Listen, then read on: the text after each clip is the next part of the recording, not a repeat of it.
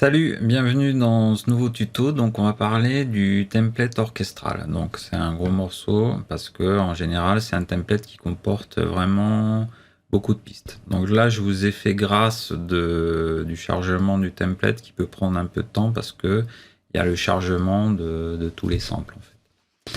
Donc voilà comment ça se présente. Donc si on le regarde de base. En fait, j'ai pas beaucoup de dossiers dans ce template. J'ai beaucoup de pistes de groupe, comme vous pouvez le voir. Parce qu'en fait, c'est bien organisé, c'est bien rangé. Donc, en fait, il faut aller à l'intérieur de chaque dossier pour développer toutes les pistes. Et là, on se rend compte que après, ça fait un nombre de pistes vraiment conséquent. Donc, j'ai une piste qui est consacrée au piano, un dossier orchestral dans lequel il va y avoir tous les instruments d'un orchestre classique, un dossier drum pour tout ce qui est percussions supplémentaires, qui peuvent être électroniques, samples, etc. Et un dossier synthé. Parce que en fait, mon template orchestral, c'est orchestral hybride en fait. C'est plutôt pour la musique à l'image. Donc ça peut être, c'est un mélange d'orchestral et d'électronique en fait. Donc si je me concentre sur le dossier orchestral, on voit que c'est divisé en plusieurs sous-dossiers. Donc, j'ai pas énormément de librairies d'orchestre. En fait, j'en utilise deux et les deux sont de East-West. Donc, j'utilise EWQLSO qui signifie East-West Quantum Leap Symphonic Orchestra. Donc, alors, c'est un orchestre complet. Donc, moi, c'est la version Gold Plus, c'est-à-dire que c'est comme la Platinum. Donc j'ai tous les micros close, stage et surround, donc c'est-à-dire un micro qui est proche de l'instrument, donc on peut avoir le son de l'instrument enregistré très près de l'instrument.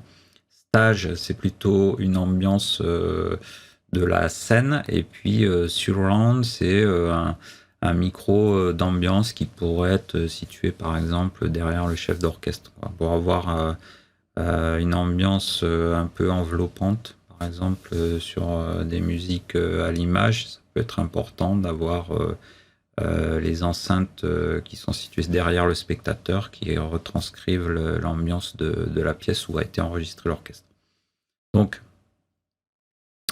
c'est vraiment de bonne qualité. La seule différence avec la version Platinum, c'est que je n'ai pas les samples en 24 bits, mais en 16 bits pour EWQLSO.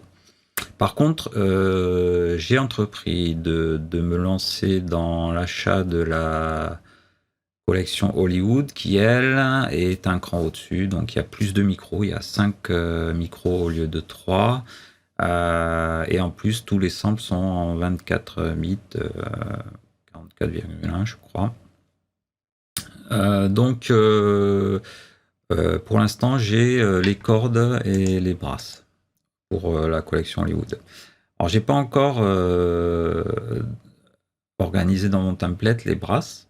Donc, c'est l'occasion de vous montrer comment ça se passe. Donc, par contre, j'ai implémenté Hollywood String. Donc, j'ai séparé par instrument. Donc, les premiers violons, les deuxièmes violons, les doubles basses, les basses, autrement dit, les cellos et les violas. Donc, sinon, si je regarde dans le WQLSO, j'ai exactement le même découpage. Dans les 18 premiers violons, les 11 seconds violons, double basse, cello, violas.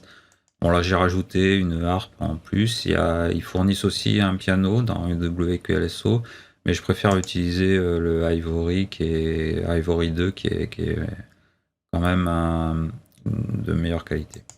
Dans les brasses, j'utilise essentiellement les trompettes, les trombones et les French horns. Donc ça, c'est ce que j'utilise. J'ai pas mis tous les instruments disponibles.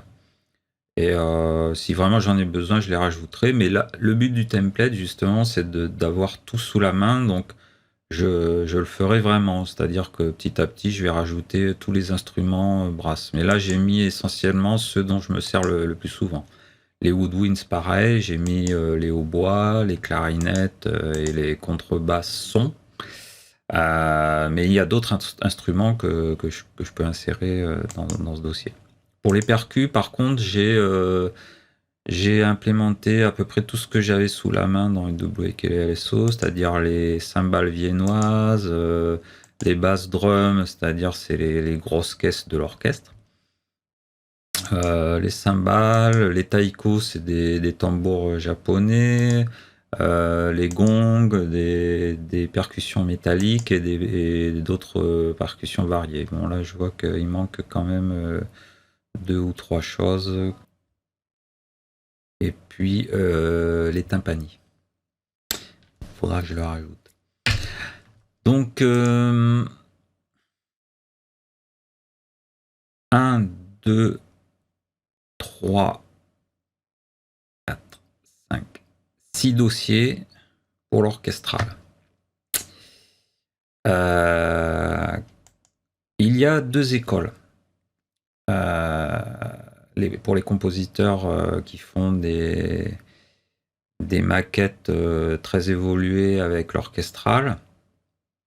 C'est-à-dire que soit on opte pour utiliser les key switch, soit on opte pour séparer piste par piste chaque articulation de l'instrument. Bon, moi, j'ai opté pour les key switch que je trouve très pratique, notamment parce que dans Cubase, on a un outil extraordinaire qui s'appelle l'Expression Map. Alors, l'Expression Map, j'y reviendrai tout à l'heure. C'est ce qui permet à Cubase de gérer justement tous ces key switch beaucoup plus facilement que dans d'autres séquenceurs. Donc, c'était l'instant pub pour Cubase.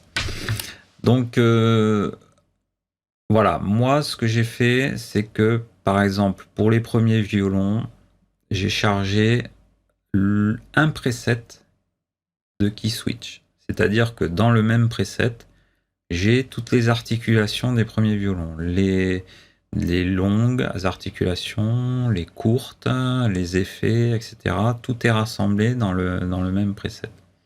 Ce qui est hyper pratique, je trouve, et qui fait une économie sur le nombre de pistes. Parce que alors, si on met chaque articulation de chaque instrument sur une seule piste, on va déjà se retrouver avec un template beaucoup plus difficile à faire parce qu'il va falloir charger chaque articulation une par une. Alors que là, j'ai un preset à charger par piste en fait. Donc on va le voir. Je vais commencer mon preset Hollywood Brass sur le même modèle que le UWQLSO. C'est-à-dire que je vais mettre les trompettes, les trombones et les French horns. Donc j'ouvre mon instrument Play parce que alors, certaines librairies utilisent Contact, le player de sample le plus utilisé en fait. Mais chez East West, ils ont leur propre lecteur de sample qui s'appelle Play. Donc je l'ouvre. Je vais donc dans Hollywood Brass et je vais choisir mon preset de trompette. Entre 2 trompettes ou 3 trompettes, parce que j'ai plusieurs divisés différents, je vais choisir le plus massif parce que, bon, je me le cache pas, je fais pas de la musique de chambre. Si j'ai acheté ces librairies chez East West, c'est parce que je veux que mes partitions orchestrales sonnent épiques et puis hollywoodiennes, quoi, hein, je vais pas me le cacher. Donc, comme je l'ai dit, j'ai plusieurs articulations disponibles, longues, courtes, effets, legato, muté. C'est-à-dire, ils ont dû mettre un cache devant l'embout de la trompette. Je choisis le key switch. Key switch qui est rassemblé dans ce dossier. Donc là, j'ai effet et sustain ou short. Donc je choisis sustain ou short. Les effets, je les rajouterai si jamais j'ai besoin. Donc je charge ce preset.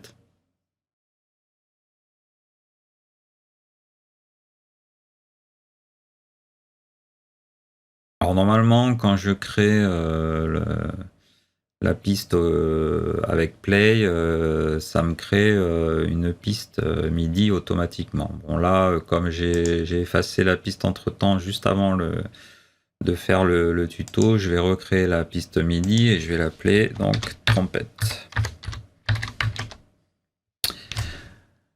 Sur le canal 1, donc on est ici sur le dernier play que j'ai ouvert, c'est celui-ci, 17. Oui, c'est bien ça. Donc là, j'ai mon premier instrument de mon dossier Hollywood Brass. Ensuite, je décline, c'est simple, hein, je duplique une piste, je change le canal, je change le nom, trombone. Dans Play, je rajoute le preset trombone.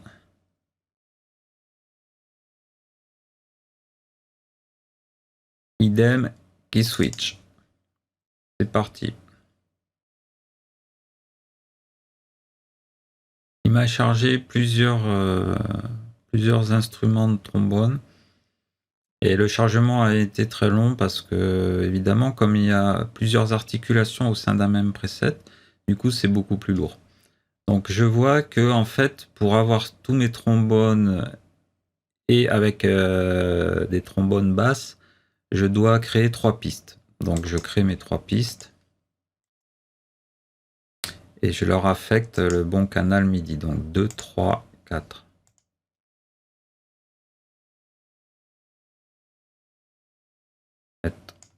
Trombone.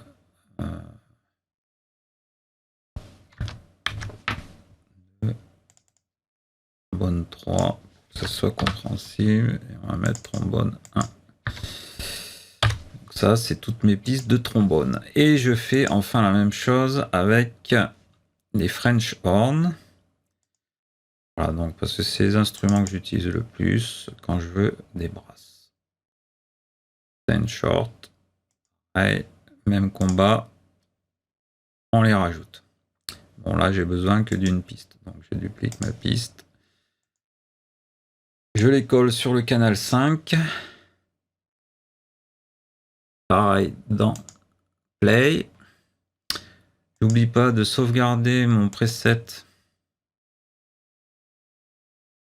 Hollywood. Donc, je préfère sauvegarder mes presets dans mon propre dossier pour histoire de ne jamais les perdre.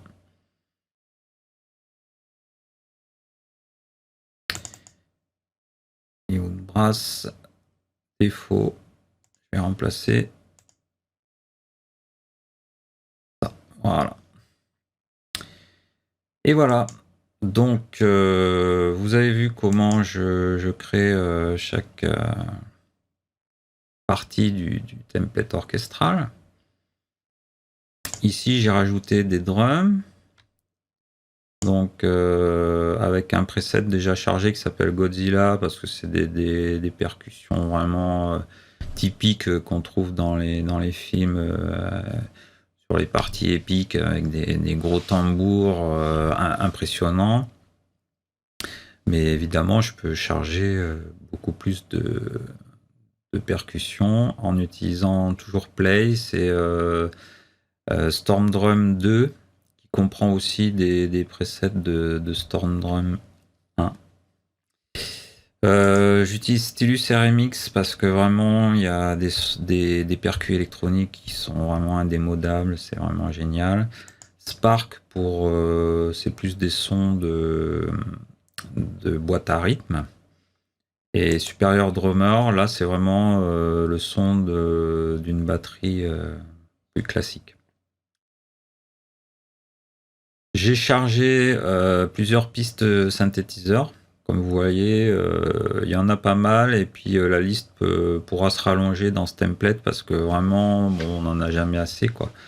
On veut toujours des nouveaux sons, des nouvelles sonorités ou coller à des sonorités qui ont déjà été utilisées par les grands compositeurs de films qu'on aime bien sur les blockbusters hollywoodiens. Donc bon voilà, j'ai plusieurs types de synthé. Alors tout est virtuel hein, parce que Babar Home Studio c'est un petit home studio donc il n'y a pas trop de place pour beaucoup de claviers. Donc tout est dans l'ordinateur.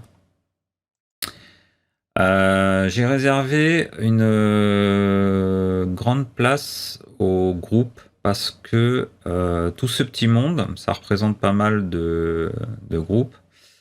J'ai divisé ça en groupes un petit peu comme euh, comment dire, comme j'ai découpé dans les sous-dossiers des pistes de la composition. Donc voilà, ce qui fait que j'ai quand même beaucoup de groupes. J'en ai peut-être un peu trop d'ailleurs, j'ai un peu trop divisé parce que j'ai pas besoin d'un groupe pour les différents pour les violas et les cellos. Par exemple, je pourrais les rassembler dans le même groupe. Parce que c'est des instruments qui sont très proches physiquement dans la salle d'enregistrement quand on enregistre un orchestre. Mais ça permet de détailler le mixage à un niveau très fin.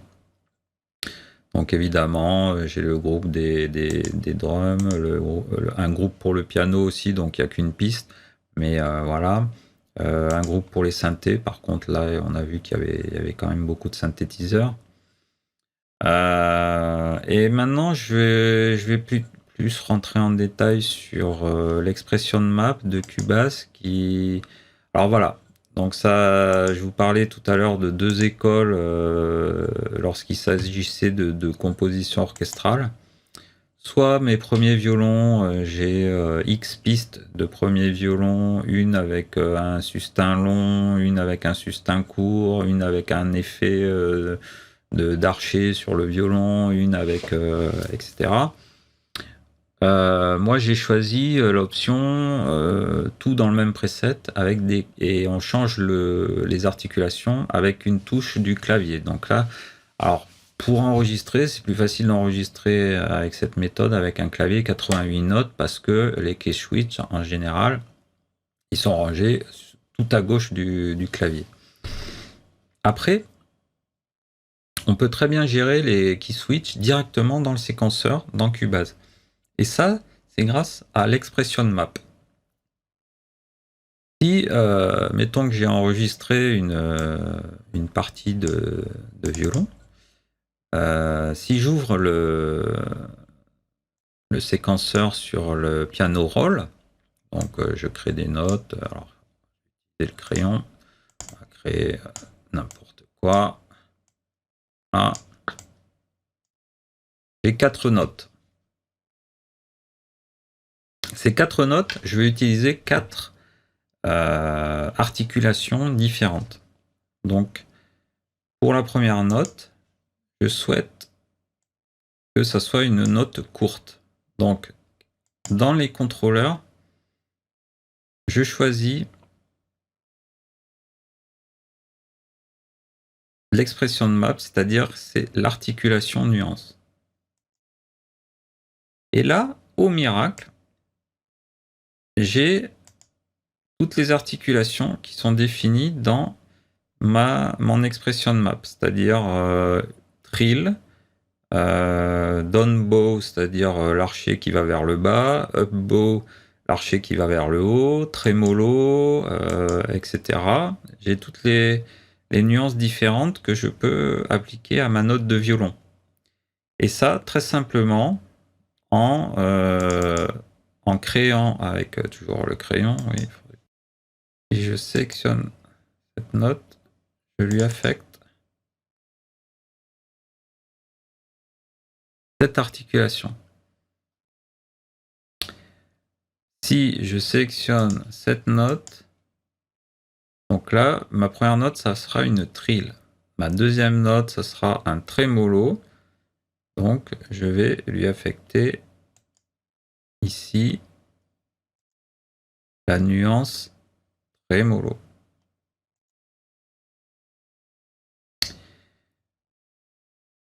cette note, je vais lui affecter la nuance dead down. C'est là, dead down. Et ici, down bow pour la dernière note. Et voilà, c'est ultra simple. Donc le but de la manœuvre, c'est de se faire un modèle de template adapté à son mode de fonctionnement et à ses goûts musicaux. Et du coup, alors, je parlais tout à l'heure de musique à l'image, donc je vais rajouter dans le projet une piste vidéo. Voilà.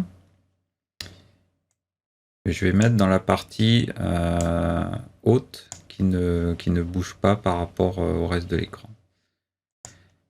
Voilà, ensuite il suffit, je vous conseille de le faire plusieurs fois au cours de votre modélisation de template, de l'enregistrer souvent parce que sinon on peut avoir un crash, on n'est pas à l'abri. Et c'est dommage de perdre tout le travail qu'on vient de faire depuis un quart d'heure, par exemple. Voilà, bon, bah, j'espère que ça vous aura donné des pistes de réflexion et puis des idées pour fabriquer votre propre template orchestral.